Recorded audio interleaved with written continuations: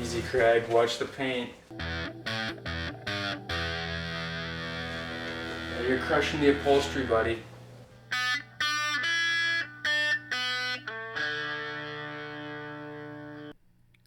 It is a sad, conflicting experience when you realize child seats can't be stuffed into the back of a fun hatchback. Some guys buy minivans, and some guys kid themselves into thinking they don't need to buy a minivan. Luckily, if you were a Honda EP3 fan in Japan in 2001 and found yourself looking for an extra row of seats in your Civic, Honda had something just for you. A stretched out EP3 with 3 rows of seats that would seat 7 people. In the jungle, the mighty jungle, the lions. Stylish 7-seater Honda Stream. For all the people who just didn't want to give up their K20 hatch goodness, Honda execs hit the nail on the head bang on with this, climax?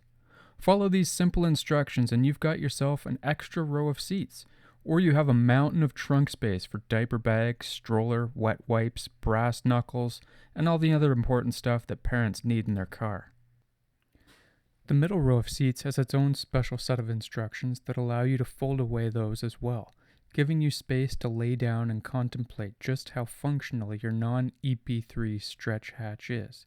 So if you're carting 5 kids to the beach, or have your annoying boss rolled into the hallway rug to deliver across state lines, there is an interior configuration to suit. That, I guess, is the power of dreams. The Honda Stream was launched in Japan and parts of Europe in 2001. It retailed starting at 1.5 million Japanese yen for the base model small engine 2-wheel drive, up to 2.2 million yen for the K20 big engine 4-wheel drive model that I have, which was slightly cheaper than the 4-wheel drive top-spec Honda Odyssey of the day, that we also never got here.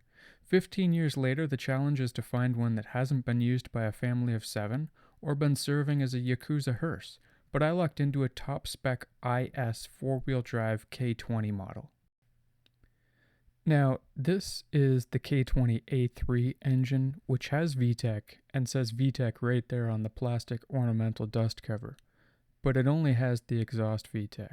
In reality, this is designated a low-performance engine and more of an environmentally friendly, fuel-efficient K-series. It isn't the full-blown fanboy intake valve-adjusting model that you want to swap into all manner of show and shine I'll race you for pink slips tuner car. Don't get me wrong though, this Stream is a well-powered car, with smooth delivery across all RPM. Compared to the 4-wheel drive RA7 Odyssey with a 2.3-liter F23A engine, this Stream is 200 kilograms lighter and feels a whole lot snappier, both in terms of power and handling. It doesn't lag and has no problem kicking down for decent highway acceleration with no hesitation or hiccups in the power band.